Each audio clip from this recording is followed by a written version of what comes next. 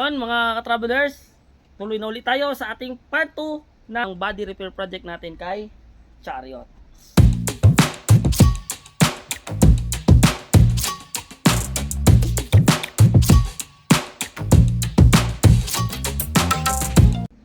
Bumili tayo nito ng gloves para welding gloves.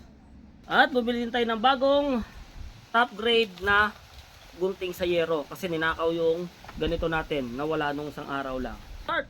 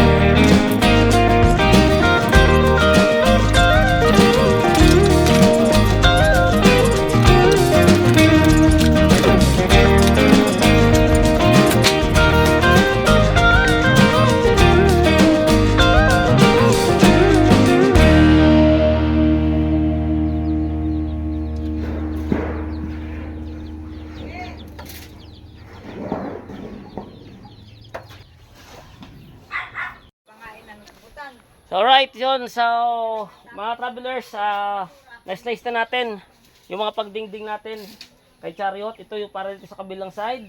Tapos ay ito naman yung para dito sa kabilang side, no? So kompleto na siya. Parang gusto ko siyang palagyan ng groove na ganyan. Para medyo maganda. So titingnan natin kung saan merong nag-groove niyan. At palalagyan na lang po natin, no, ng pinakang groove niya. Para medyo may design naman kahit paano paglapat dyan, kahit mababaw lang. Hindi siya yung plain na plain talaga. Ano? So, ayan.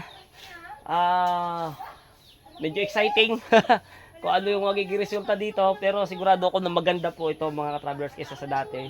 Update po sa ating Chariot. Uy, tapos na ako dyan. Yan po yung may-ari. Yan ang pogi. Torkohin natin to guys.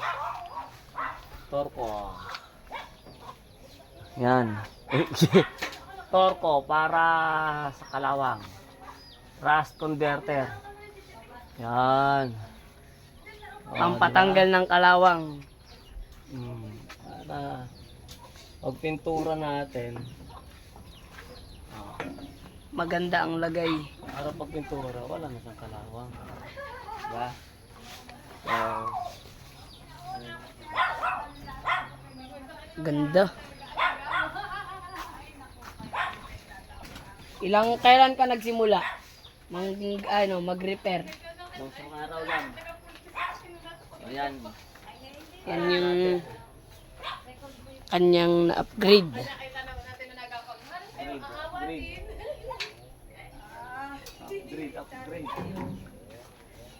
Dito yung mga dating upuan. Tinanggal muna. Dalawang upuan. So ayan mga travelers, yan muna ang atin pong update para dito sa ating project body repair ni Rusi Chariot 175.